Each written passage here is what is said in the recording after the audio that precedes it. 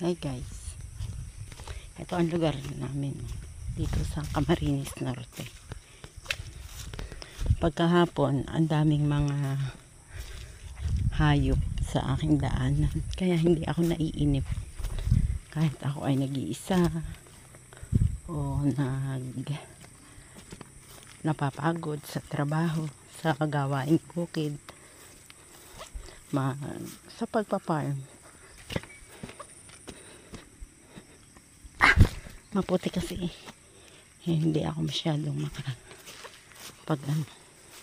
dire-diretso ng salita. Pasensya na kayo sa akin.